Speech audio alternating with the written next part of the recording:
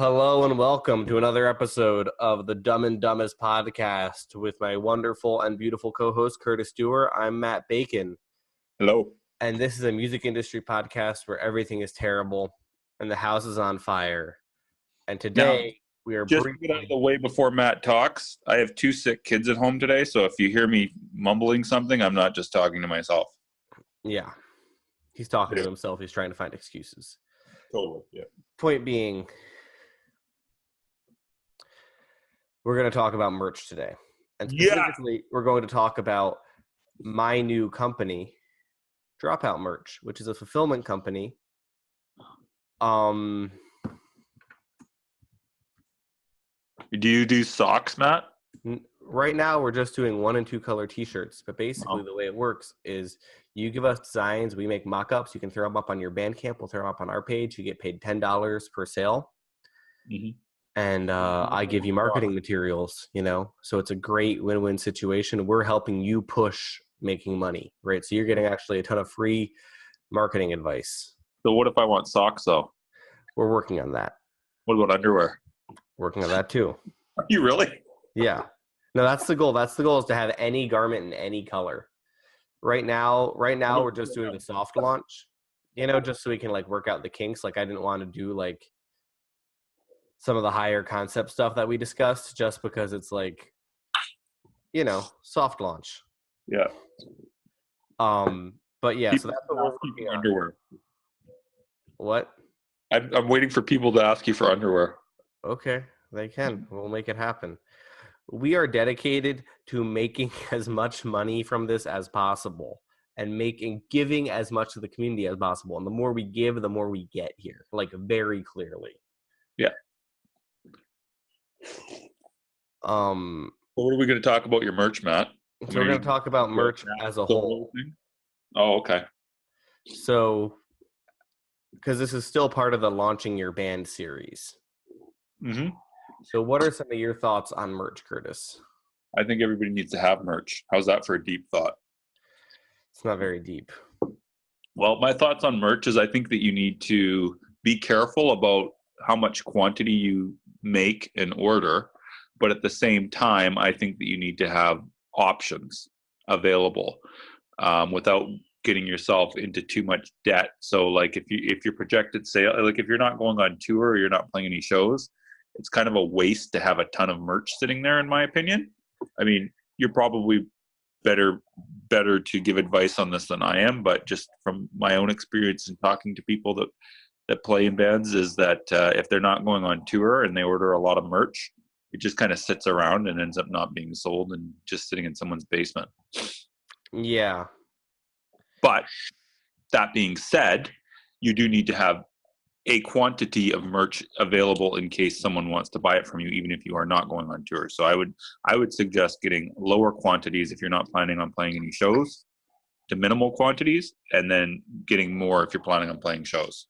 Well, and the thing is, this is part of where fulfillment comes in handy, is because you don't actually have to have anything. The reason a lot of bands don't sell online is because it fucks with their inventory numbers. They're not sure how much they have when they go on tour. It's a ton of work, to sell and also to and also to have stuff on tour. Yeah. It's hard to keep track of your inventory. Yeah. We take that out of the equation entirely. Okay. You no longer have to worry about your inventory when you're working with us because we're handling it. There is no inventory. We just run it. You do it on demand is what you're saying? Completely on demand. Yes, sir. So if a band doesn't want to have to order a quantity of, let's say 30, 40 shirts, could they just do something as low as 5 to 10 with you, or is that too little? No. Yeah. No, literally they order, you don't see the shirt at all. Okay. Right? So but they someone goes on your Bandcamp, orders it. We make it and ship it to that person to order. With no minimum requirement from the band. No minimum requirements. Wow. Okay, that's pretty cool. That's fucking cool. And I think that's a really great way to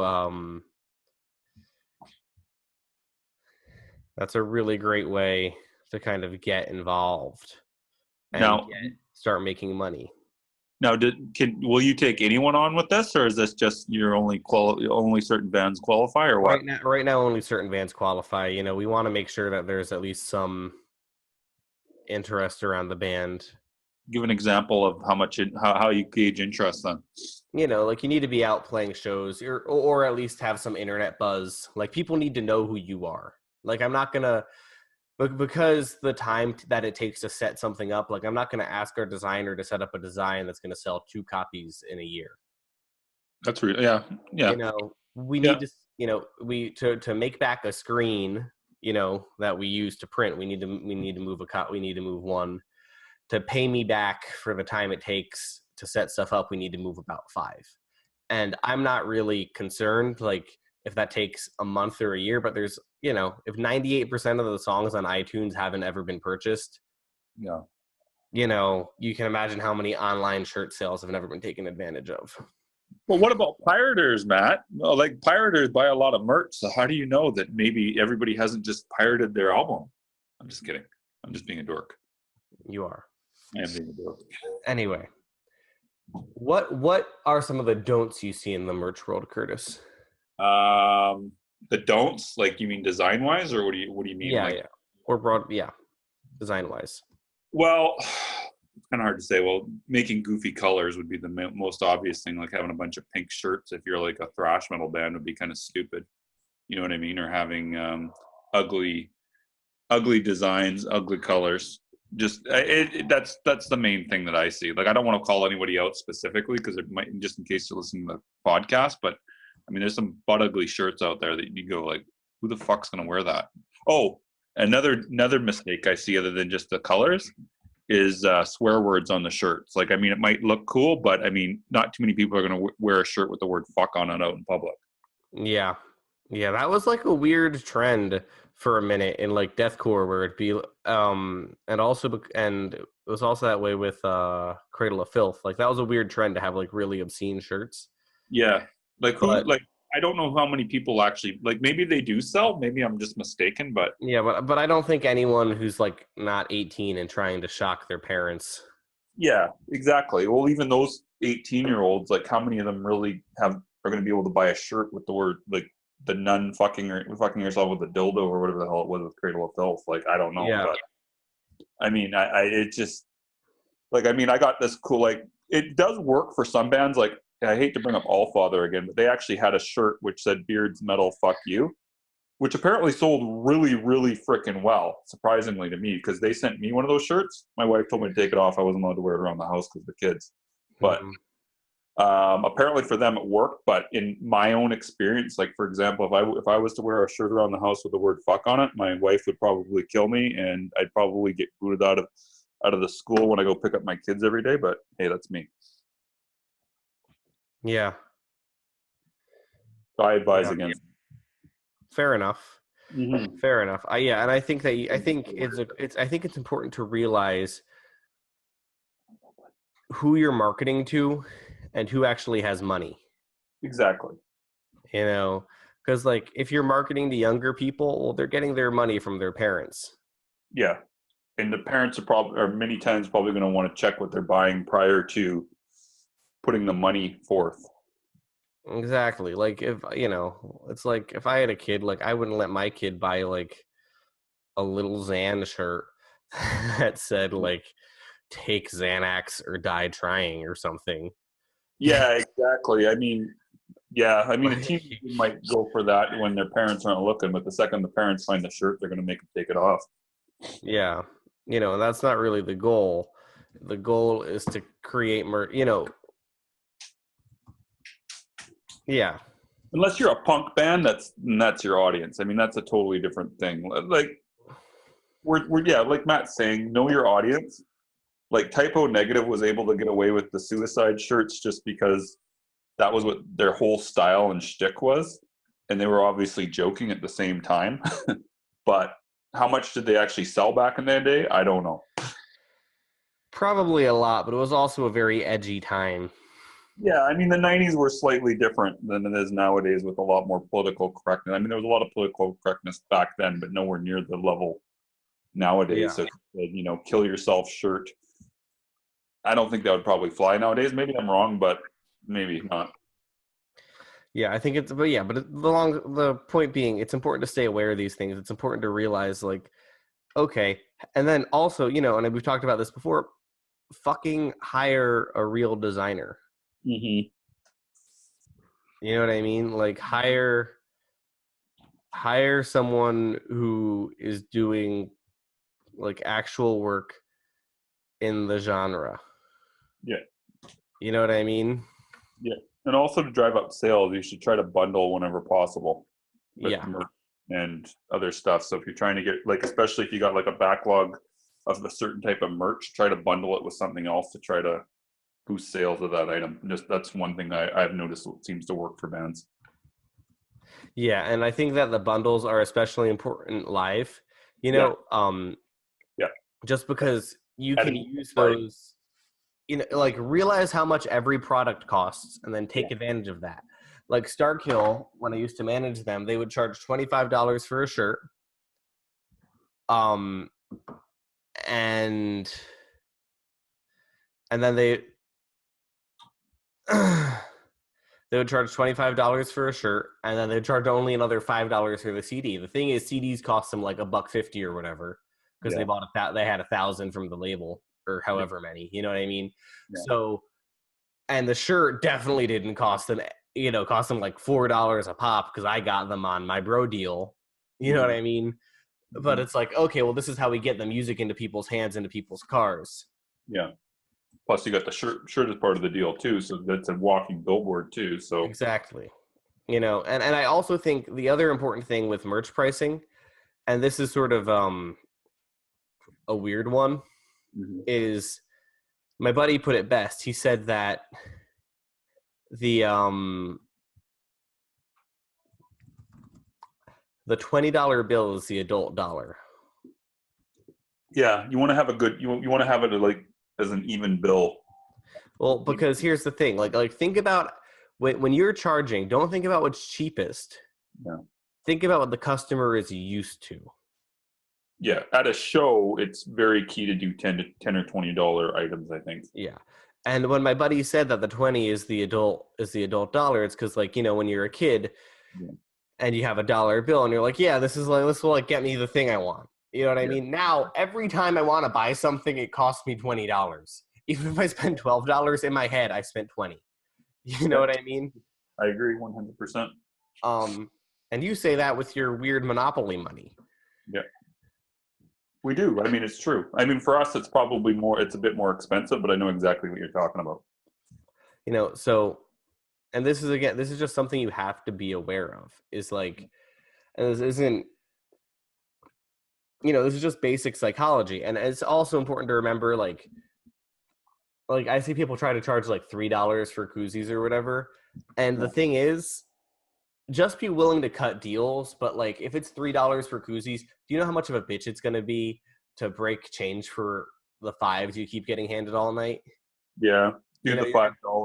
You're gonna have to hassle the bar for ones. The bar's gonna get pissed at you.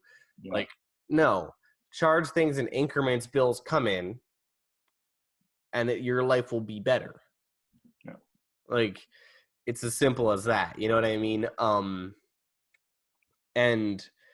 But yeah, always, always, always, always be willing to cut deals. Always, always, always have multiple packages, available. Because also when you have like your merch list thing, if you have a bunch of package options available, then people are going to be like, oh, wow, these guys like are fucking bringing it. Yeah. You know what I mean? Yeah. And, throw it to them. And then also, again, that means that you can literally just throw, like you could do like CDs for 15, shirts for 20, CD shirt plus koozie is 30. Like you get the koozie free and a $5 discount. That's tight. Yep, I agree. Anyway, I have a question for you. Yeah. In the U.S., do you guys do?